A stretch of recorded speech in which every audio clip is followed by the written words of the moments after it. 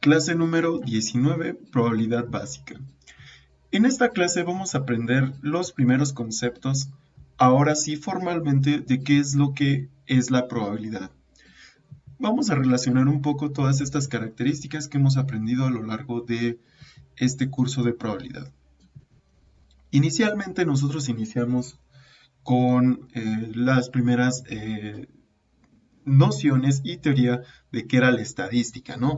Pero dentro de ella se fueron presentando algunas circunstancias que nos llegaron o que nos dieron la oportunidad de definir alguna proporción. Si se dan cuenta, todo esto tiene sentido si hablamos de población, de muestra, de medias, de promedios, de varianza, etcétera, ¿no? Siempre estamos buscando un parámetro, una medida que nos ayude a proporcionarnos una imagen general o generalizar lo que está ocurriendo en cierto sistema. De hecho, ahí radica el origen de muchas suposiciones e inferencias, ¿no? Por eso es importante estudiarlas. Entonces, ahora sí, vamos a entrar un poquito más, más de lleno y más hablando más formalmente de qué es la probabilidad. Si se dan cuenta, cuando ustedes analizan un sistema físico, recuerden que con sistema físico nos referimos a alguno para investigar. Entonces, lo que está pasando es lo siguiente. Como nosotros estamos investigando ya sea los pernos, ya sea los embragues, ya sea los fusibles, ya sea cualquier sistema físico, pues este tiene una población y esa población es el conteo total. Asimismo está una muestra y esa muestra, lo que nosotros estamos llamando, a esa muestra y a la población se le llama espacio muestral, que son todos los eventos que pueden ocurrir en algún sistema físico.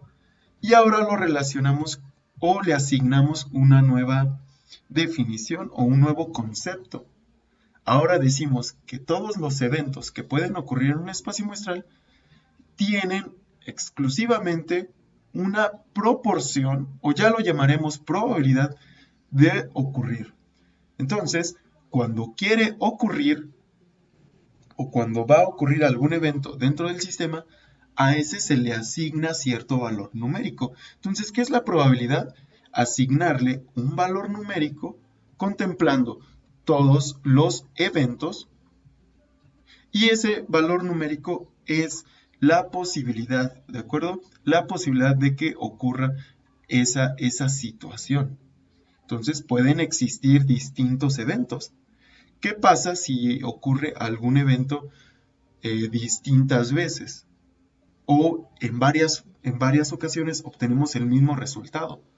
Pues al momento de que nosotros contabilizamos en el espacio muestral ese evento que ocurre, pues se le asigna la probabilidad, ¿no? Es decir, es una manera cuantitativa de describir qué tan posible es que ocurra algún evento, ¿no? Entonces, formalmente, si nosotros hablamos de probabilidad, hay tres tipos básicos de probabilidad. Y este tipo básico de probabilidad está relacionado con tres, ¿no? Entonces vamos a hablar de estas tres primeras, ¿no? Entonces, estas tres interpretaciones de probabilidad básicamente es lo mismo. ¿Y qué quiere decir que sea lo mismo? Que ambos asocian un valor cuantitativo a esos eventos que ocurren en un sistema, ¿de acuerdo? Entonces, los tres tipos básicos de probabilidad, pues, son meramente estudios contables. Entonces, nótese cómo viene desde atrás la estadística ayudándonos para poder definir esta definición de proporción, ¿no? Entonces, ahora vamos a hacer un poco de notación. Entonces, dado un experimento y cualquier evento A, pues recuerden que los letras mayúsculas significan conjunto y puede ser A, B, C o D. Cualquier letra o cualquier símbolo que represente un evento, ¿no? No importa el orden, nada más aquí las escribí de esta forma, ¿no? Entonces, dado un experimento o cualquier evento B, todo evento es o se le puede asignar un valor cuantitativo de probabilidad. La expresión PA, de esta forma, lo voy a poner en rojo, la expresión PA denota la probabilidad de que ocurra el evento. Es decir, si yo digo que quiero calcular la probabilidad de que ocurra el evento A, pues la probabilidad de A se denota de esta forma, P en función de A. Esta es la forma correcta para denotar que estamos calculando la probabilidad. Igualmente, si supongamos que tenemos algún sistema, la probabilidad P, ustedes también pueden describir aquí de analizar, por ejemplo, si estamos analizando los alerones del examen, ¿no? Analizar un alerón defectuoso. Entonces, esta forma también es correcta porque está describiendo este evento, ¿no? O podrían decir, bueno, A es igual al evento de analizar un alerón. O la probabilidad de que ocurra, por ejemplo, si estamos analizando un dado, ¿no? La probabilidad de que ocurra sello, ¿no? Perdón, de que ocurra la cara de 6 puntos, ¿no? Entonces, la probabilidad de que ocurra 6 puntos, ¿no? 6 puntos. Esta notación también es válida. Pero normalmente es la probabilidad de que ocurra A, de que ocurra el evento A. Recuerden que ahora ya estamos hablando de eventos. La probabilidad de que ocurra B, D o C o cualquier evento que ustedes consideren razonable, ¿no? Entonces, PA constituye la proporción de veces o el valor cuantitativo de las veces que se suscita o que ocurre ese evento A, ¿de acuerdo? El evento A se puede analizar con respecto al tiempo, con respecto a la cantidad de piezas disponibles, de objetos disponibles. Se pueden definir distintos parámetros. Normalmente algunos son pues el tiempo, si esta probabilidad cambia con el tiempo, si esta probabilidad cambia al quitar piezas o al añadir objetos. Entonces nótense que esta probabilidad es una proporción, ¿de acuerdo? Entonces vamos a definir estas tres definiciones importantes. Entonces, un evento es cualquier conjunto de resultados, ¿de acuerdo? Entonces, un evento lo podemos describir mediante los conjuntos, ¿no? Es por eso que estudiamos primero conjuntos. Entonces, por ejemplo, los de los dados. El evento de todos, o más bien, los eventos posibles en el lanzamiento de un dado es la cara 1, la cara 2, cara 3, 4, 5 y 6, ¿no? Igualmente, si ustedes están analizando, por ejemplo, el consumo energético de la semana de una compañía, ¿no? Entonces, este sería, pues, el consumo del lunes, del martes, miércoles, etcétera, ¿no? Entonces, habría 5 eventos. Entonces, aquí ya más o menos estamos relacionando más formalmente cómo se calcula la probabilidad, ¿de acuerdo? Entonces, ¿qué será un evento? Un evento simple. Bueno, pues un evento simple es un resultado o evento que no se puede desglosar en componentes más simples. ¿Qué quiere decir eso? Que son eventos únicos, que no pueden ocurrir de otra forma más que de la misma naturaleza en la que pueden ocurrir, ¿no? Obviamente, si yo ya estoy repitiendo el experimento distintas veces, pues hay una posibilidad de que estos eventos simples se vuelvan a repetir, ¿no?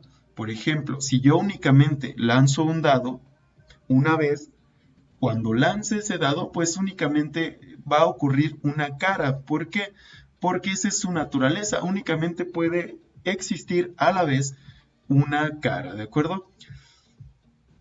Entonces, el espacio muestral de un procedimiento se compone de todos los eventos simples posibles. Es decir, si ese evento puede ocurrir de una única forma, se le conoce que es un evento simple. ¿Y qué son todos esos eventos simples en conjunto? Bueno, pues todos esos eventos que pueden ocurrir, pues es el espacio muestral. Entonces, esto es algo que ya hemos analizado un poco más, que era el espacio muestral. Entonces, el espacio muestral está conformado por todos los resultados, ¿de acuerdo? Entonces, ojo con esto, ¿no? El espacio muestral es todo, por todos los resultados. Muy bien. Entonces, una vez que sabemos cómo denotar o denostar la notación de probabilidad y sabemos qué es un evento y qué es el espacio muestral, podemos proceder a definir qué es la probabilidad por frecuencias relativas. Esta probabilidad por frecuencias relativas es la primera que se estudia en los cursos y asimismo es la primera que más bien es la definición actual o la más moderna que se utiliza de la probabilidad, ¿no? Entonces, nótense que nosotros ya sabemos qué es una frecuencia. La frecuencia es una repetición del conteo o de los conteos dentro de algún intervalo. En este caso, nótense lo anterior. Cuando decimos de intervalo, nosotros anteriormente hablábamos de clases, cuando fue de estadística. Pero ahora en probabilidad, ¿qué quiere decir que sea por frecuencias? Bueno, si nosotros ahora estamos diciendo que es por frecuencias, pues estamos contando las veces que se repite algún experimento o algún evento dentro de un intervalo. ¿Y cuál es ese intervalo? Pues el intervalo es las veces que se realice el experimento, ¿de acuerdo? Entonces, la probabilidad por frecuencias relativas es un procedimiento donde se repite un gran número de veces para realizar los conteos de algún evento en específico, ¿no? Entonces, con base en esos resultados, se estima la probabilidad. Entonces, ¿cómo se estima? Pues, si se dan cuenta, se estima el número de veces que ocurrió A, es decir, el número de veces que ocurre el evento A, entre el número de veces que se repitió el ensayo. Entonces, aquí este es nuestro intervalo, es decir, las veces que se repite el ensayo. Y el denominador es las veces que ocurrió A.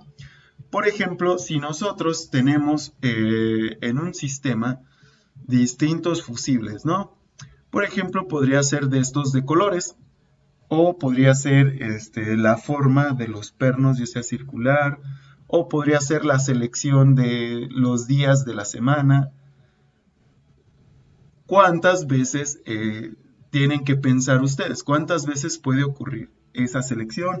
¿O cuántos eventos pueden ocurrir dentro de la semana o dentro de esas piezas que estamos analizando, ¿no? Entonces, lo más simple es visualizarlo de esta manera. Suponemos que tenemos una moneda con dos caras, ¿no? Que sea águila y sello. Si yo repito el experimento 50 veces, pues únicamente va a ocurrir que sea ya sea sello o cara. Entonces, el número de veces que se repite el experimento o ensayo es 50 veces. Es decir, yo voy a lanzar 50 veces la moneda, ¿no? Y el número de veces que ocurrió A, ¿qué quiero decir con A? Bueno, pues ¿cuál evento es el que yo quiero? Digamos que a mí me interesa o es mi favorito águila, ¿no? Entonces yo cuento las veces que ocurre águila en el lanzamiento y lo divido entre las veces que se repite el ensayo, que es 50 como les he comentado, ¿no? Entonces de esta manera es la frecuencia, ¿no? Entonces contamos las veces que se repite, ¿de acuerdo? No importa si este evento se repite distintas veces, ya sea en los lanzamientos o en la selección. Muy bien. ¿En qué consistirá ahora el método clásico de probabilidad? Entonces, el método clásico de la probabilidad es básicamente, de una manera sistemática, lo mismo, pero no conceptualmente. Conceptualmente sí es un tanto diferente. Entonces vamos a leer un poquito. Dice, suponga que en un procedimiento dado tienen sucesos simples y distintos. Ojo, se agregó simples y distintos. ¿Por qué?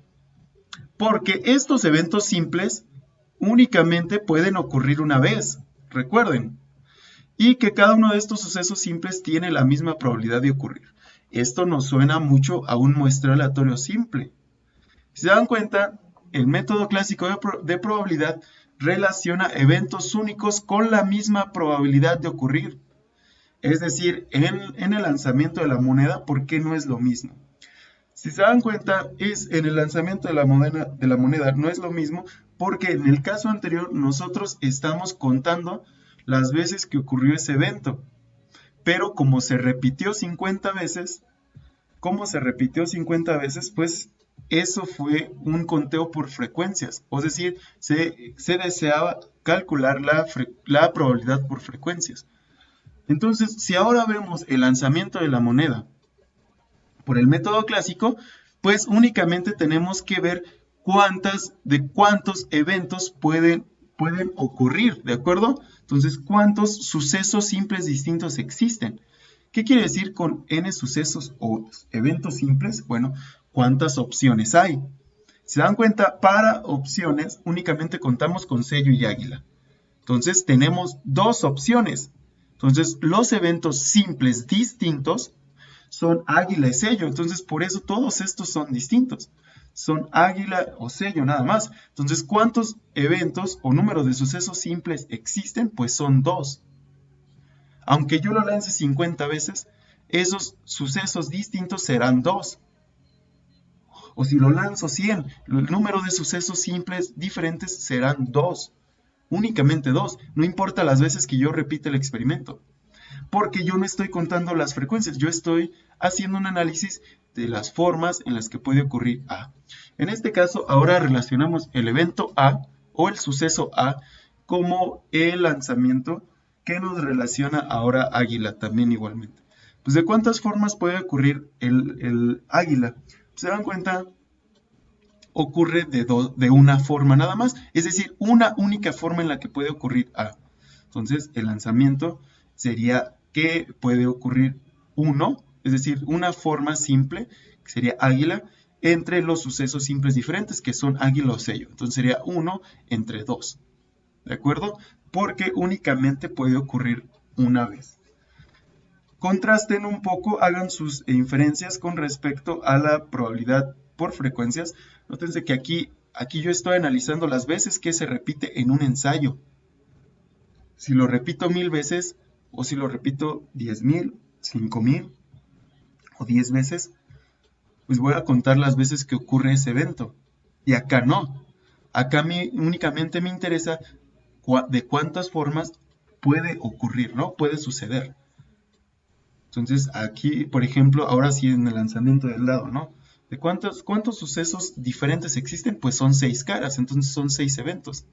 Y el número de formas que puede ocurrir, pues una única cara a la vez. ¿Me entienden? Es de esta forma que se diferencia el método clásico y el método de frecuencias. Ahora, si yo lanzo 20 veces el dado y únicamente yo quiero los eventos con la cara número 3, pues yo tengo que contar cuántos eventos de esos 20 lanzamientos, pues resultó 3. Vamos a suponer que es 15, ¿no? Entonces son 15 veinteavos. Y en cambio, si yo, eso es probabilidad por frecuencias. ¿Y qué pasa si yo quiero calcular la probabilidad clásica? Pues únicamente hay 6 eventos. Y todos tienen la misma probabilidad de ocurrir. Todos tienen un sexto. Entonces, pues si yo quiero la cara número 3, pues la probabilidad, número de formas en que puede ocurrir A, es decir, la cara con 3 puntos, pues es una. ¿Y cuántos sucesos simples diferentes existen? Son 6, porque son 6 caras.